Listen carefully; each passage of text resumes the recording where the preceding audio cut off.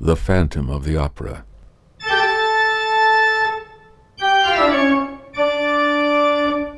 Written by Gaston Leroux. Narrated by Edward E. French.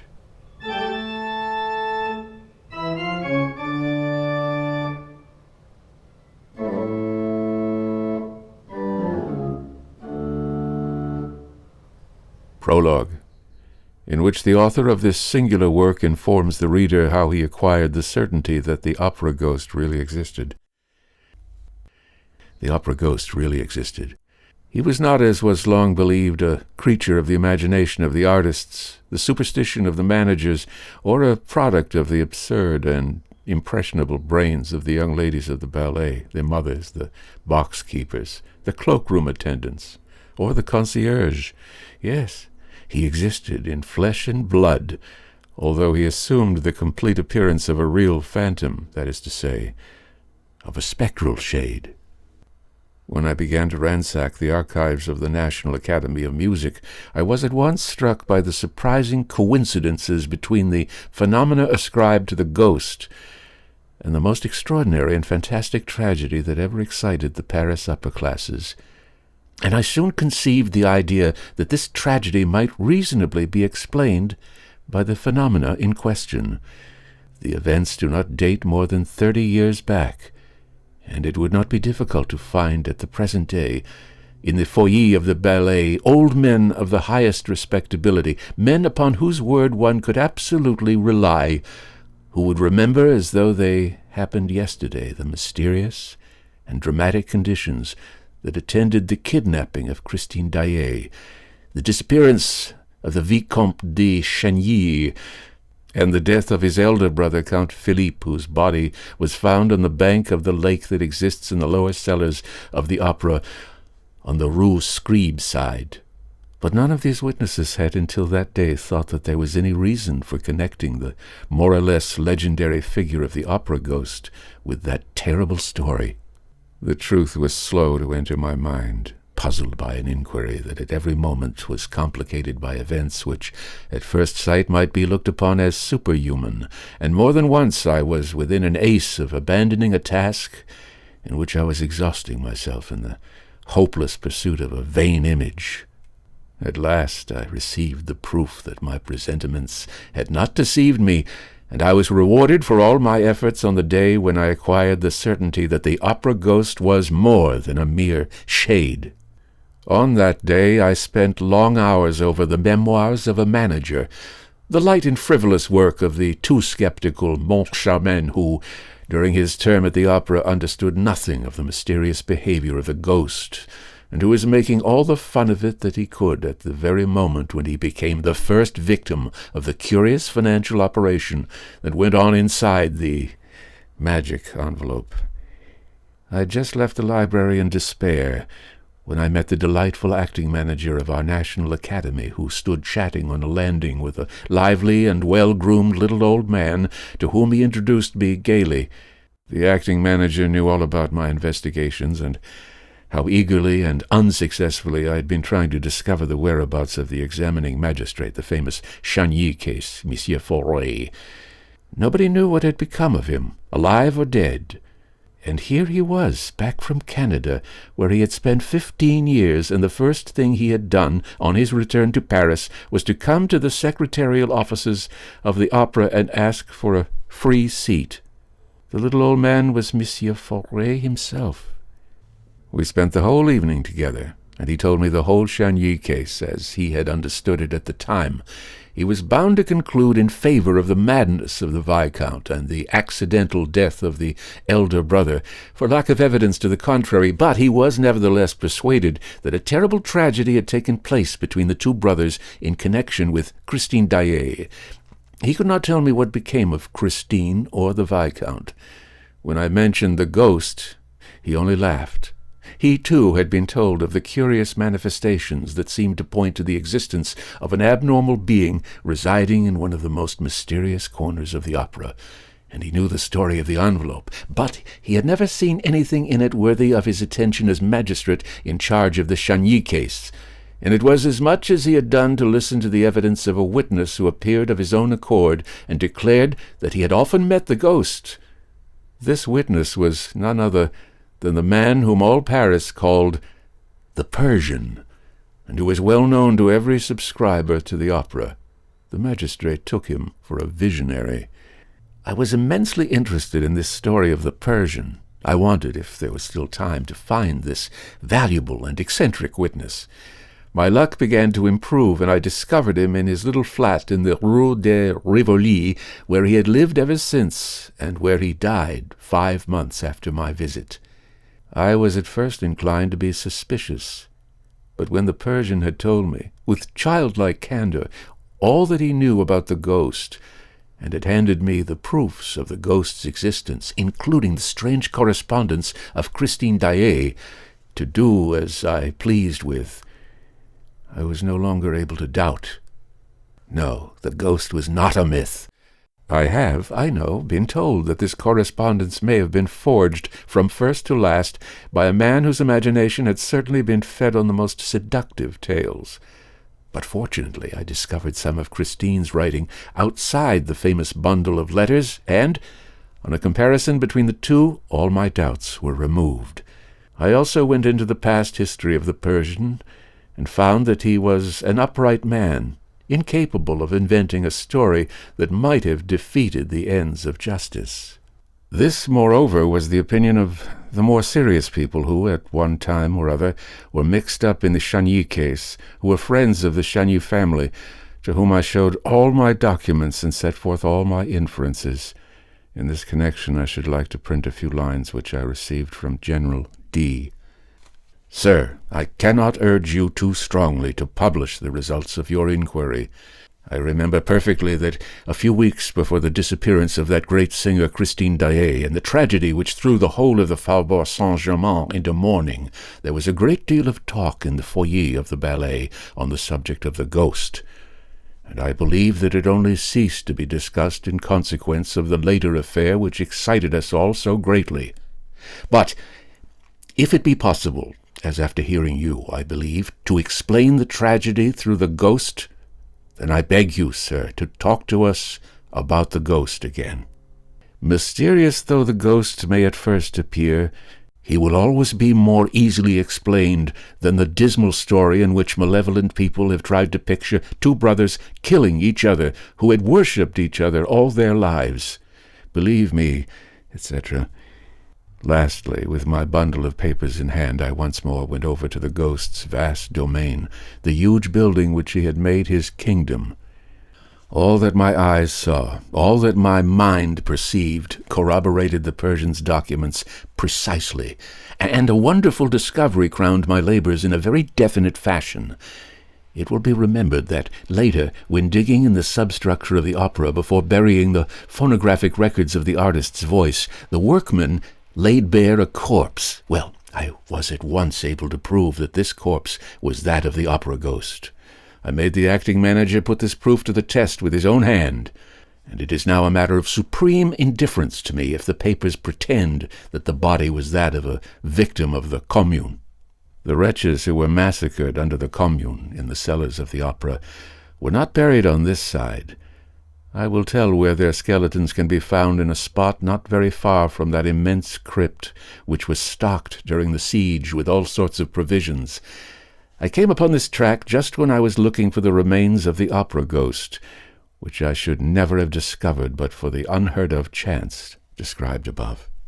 But we will return to the corpse and what ought to be done with it. For the present I must conclude this very necessary introduction by thanking Monsieur Milfroid, who was the commissary of police called in for the first investigations after the disappearance of Christine Daae, Monsieur Ramy, the late secretary, Monsieur Mercier, the late acting manager, Monsieur Gabriel, the late chorus master, and more particularly Madame le Baron de Castelot-Balbazec, who was once the little Meg of the story, and who is not ashamed of it, the most charming star of our admirable corps de ballet, the eldest daughter of the worthy Madame Giry, now deceased, who had charge of the ghost's private box. All of these were of the greatest assistance to me, and, thanks to them, I shall be able to reproduce those hours of sheer love and terror in their smallest details before the reader's eyes.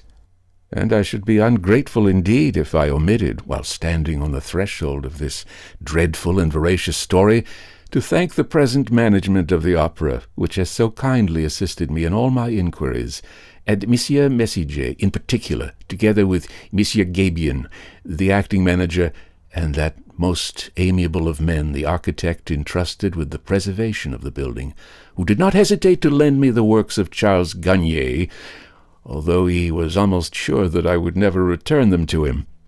Lastly, I must pay a public tribute to the generosity of my friend and former collaborator, Monsieur Lecause, who allowed me to dip into his splendid theatrical library and to borrow the rarest editions of books by which he set great store. Gaston Leroux.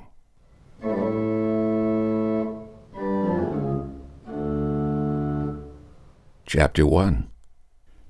Is it the ghost? It was the evening on which Messieurs Debiens and Poligny, the managers of the opera, were giving a last gala performance to mark their retirement. Suddenly the dressing-room of La Sorelli, one of the principal dancers, was invaded by half a dozen young ladies of the ballet, who had come up from the stage after dancing Polyek. They rushed in amid great confusion, some giving vent to forced and unnatural laughter, others to cries of terror.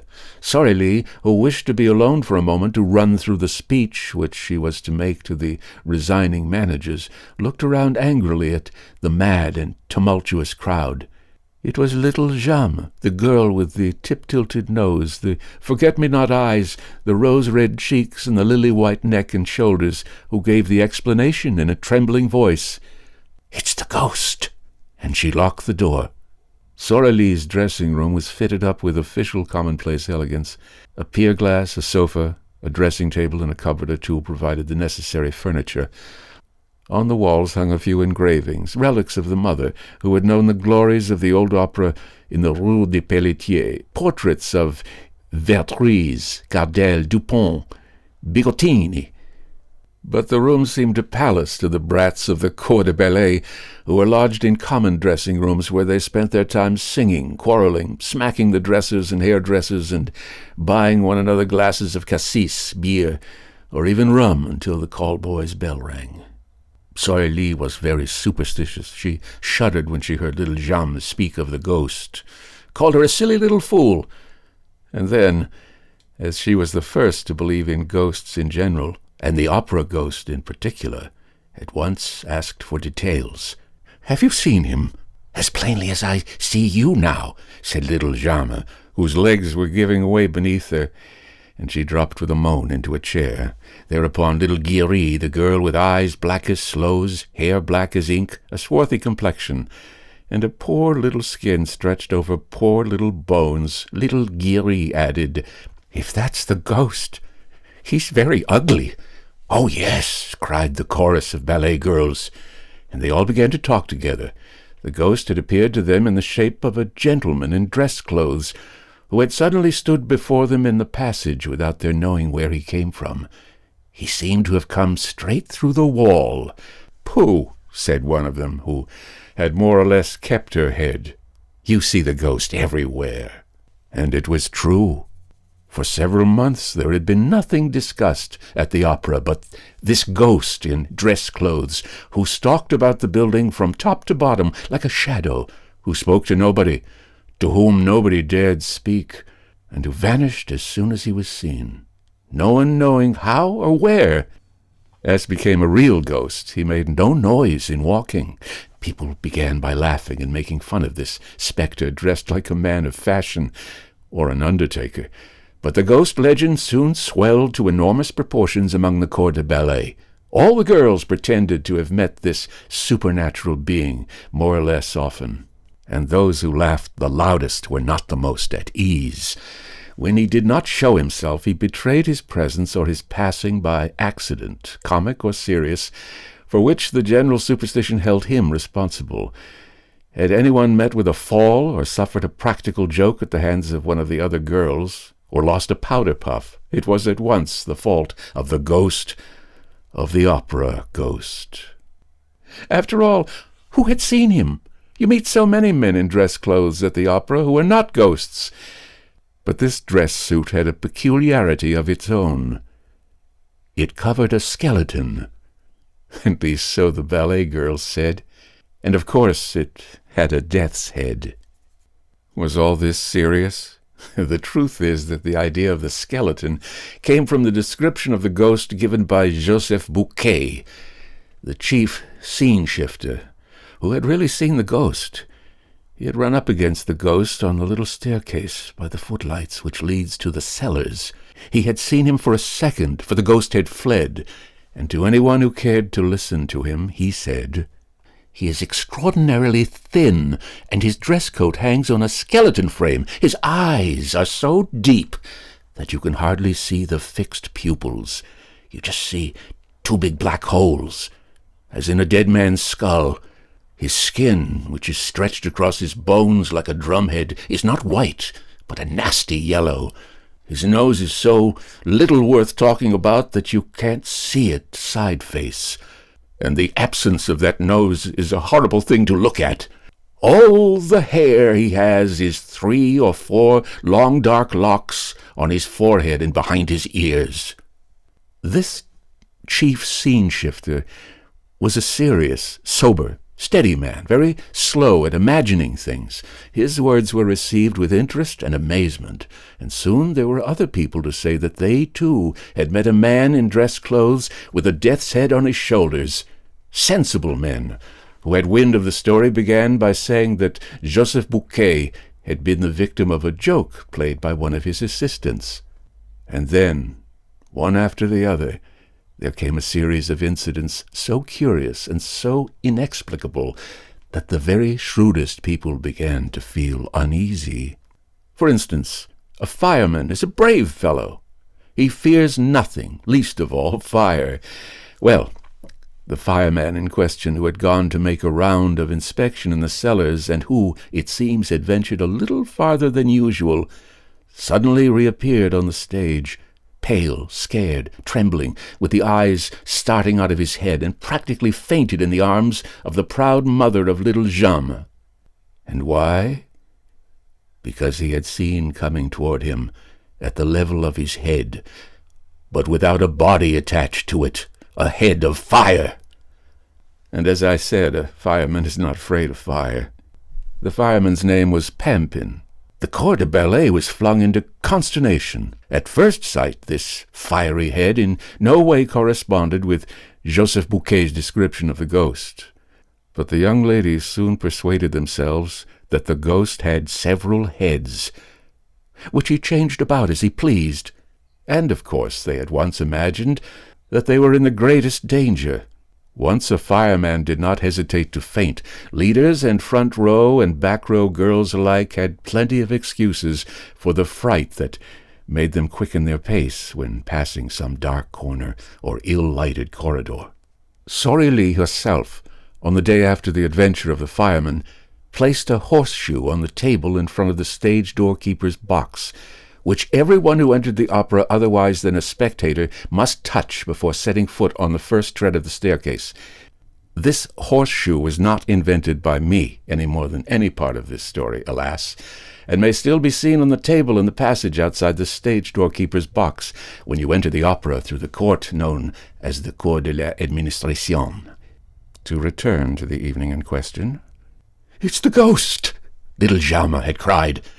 An agonizing silence now reigned in the dressing-room. Nothing was heard but the hard breathing of the girls. At last, Jeanne, flinging herself upon the farthest corner of the wall, with every mark of real terror on her face, whispered, "Listen!" Everybody seemed to hear a rustling outside the door. There was no sound of footsteps. It was like light silk sliding over the panel. Then it stopped. Sorelli tried to show more pluck than the others. She went up to the door and, in a quavering voice, asked, "Who's there?" But nobody answered. Then, feeling all eyes upon her, watching her last movement, She made an effort to show courage, and said very loudly, "Is there anyone behind the door?" "Oh, yes, yes, of course there is," cried that little dried plum of a Meg Giry, heroically holding Sorrely back by her gauze skirt. "Whatever you do, don't open the door." "Oh, Lord, don't open the door!" But Sorrely, armed with a dagger that never left her, turned the key and drew back the door, while the ballet girls retreated to the inner dressing-room, and Meg Giry sighed, "Mother, mother." Sorrely looked into the passage bravely. It was empty. A gas flame in its glass prison cast a red and suspicious light into the surrounding darkness, without succeeding in dispelling it, and the dancer slammed the door again with a deep sigh. "No," she said, "there is no one there." "Still, we saw him," Jeanne declared, returning with timid little steps to her place beside Sorrely. "He must be somewhere prowling about. I shan't go back to dress.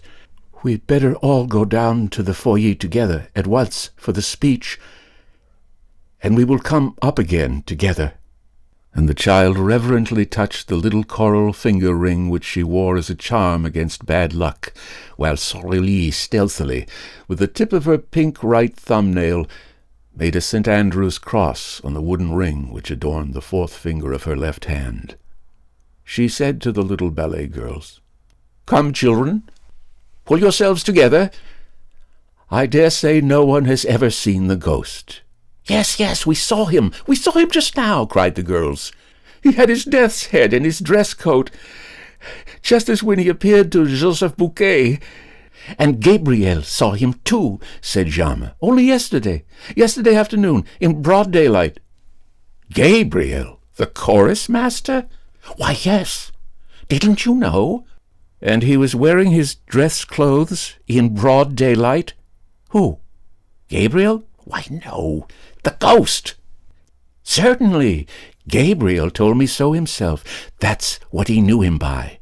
Gabriel was in the stage manager's office. Suddenly the door opened, and the Persian entered. You know the Persian has the evil eye." "Oh, yes," answered the little ballet girls in chorus, warding off ill luck by pointing their forefinger and little finger at the absent Persian, while their second and third fingers were bent on the palm and held down by the thumb. "And you know how superstitious Gabriel is," continued Jeanne. "However, he is always polite. When he meets the Persian, he just puts his hand in his pocket and touches his keys. Well, the moment the Persian appeared in the doorway, Gabriel gave one jump from his chair to the lock of the cupboard, so as to touch iron. In doing so, he tore a whole skirt of his overcoat on a nail. Hurrying to get out of the room, he banged his forehead against a hat peg and gave himself a huge bump. Then, suddenly, stepping back, he skinned his arm on the screen near the piano. He tried to lean on the piano, but the lid fell on his hands and crushed his fingers. He rushed out of the office like a madman, slipped on the staircase, and came down the whole of the first flight on his back. I was just passing with Mother. We picked him up. He was covered with bruises, and his face was all over blood. We were frightened out of our lives, but all at once he began to thank Providence that he had got off so cheaply. Then he told us what had frightened him.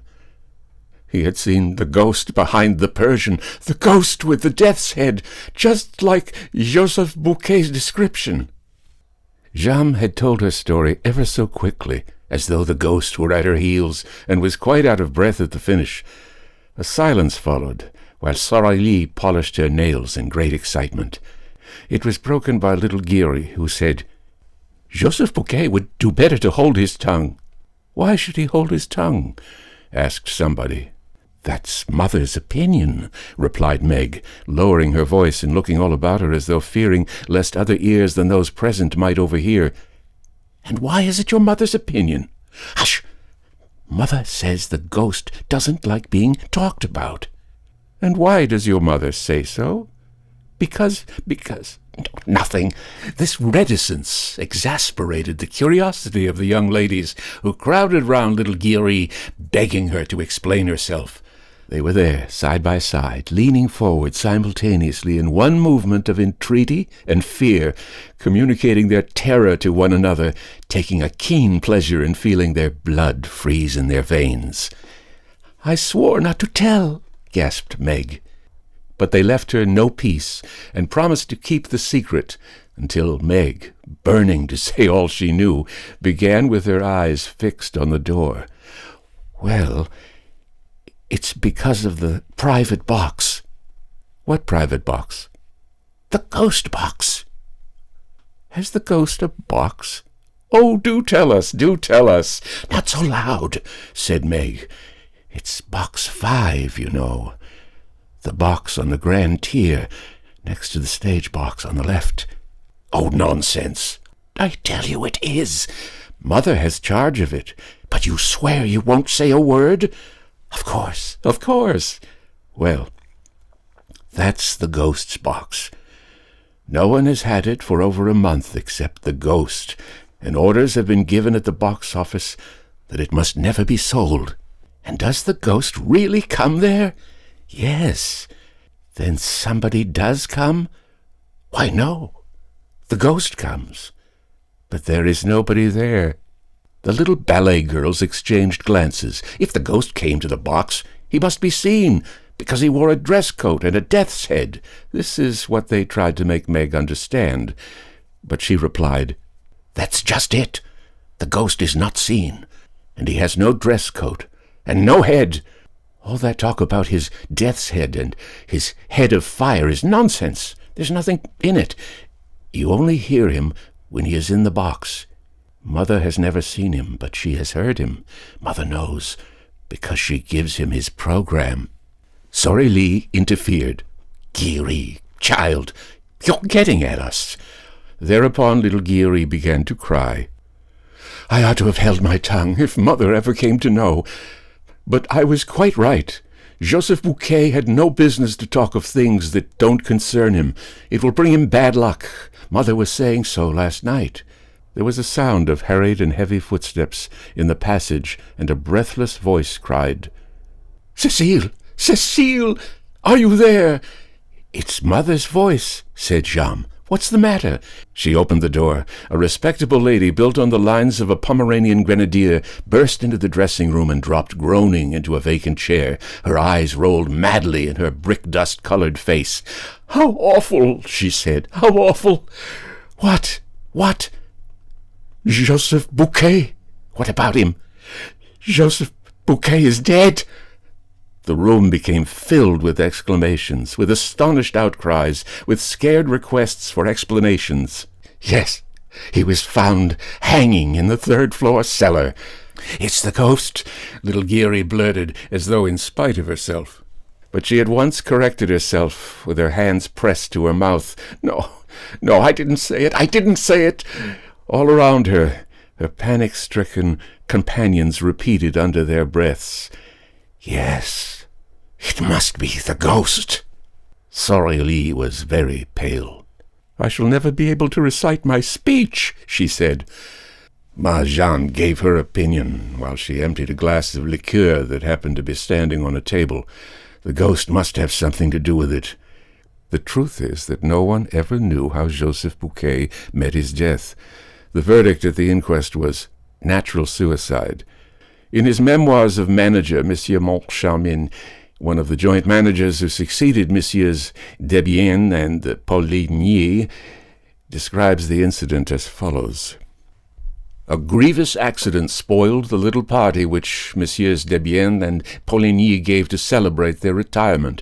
I was in the manager's office when Mercier, the acting manager, suddenly came darting in. He seemed half mad and told me that the body of a scene-shifter had been found hanging in the third cellar under the stage, between a farmhouse and a scene from Moi de l'Horreur. I shouted, 'Come and cut him down!' By the time I had rushed down the staircase and the Jacob's ladder, the man was no longer hanging from his rope. So this is an event which Monsieur Moncharmin thinks natural. A man hangs at the end of a rope. They go to cut him down. The rope has disappeared. Oh, Monsieur Moncharmin found a very simple explanation. Listen to him. It was just after the ballet, and leaders and dancing girls lost no time in taking their precautions against the evil eye. There you are. Picture the corps de ballet scuttling down the Jacob's ladder and dividing the suicide's rope among themselves in less time than it takes to write, when, on the other hand, I think of the exact spot where the body was discovered, the third cellar underneath the stage. Imagine that somebody must have been interested in seeing that the rope disappeared after it had effected its purpose. And time will show if I am wrong. The horrid news soon spread all over the opera, where Joseph Bouquet was very popular. The dressing rooms emptied, and the ballet girls, crowding around Sorelli like timid sheep around their shepherdess, made to the foyer through the ill-lit passages and staircases, trotting as fast as their pink legs could carry them. 1. Footnote. I have the anecdote, which is quite authentic, from Monsieur Pedro Gilliard himself, the late manager of the opera.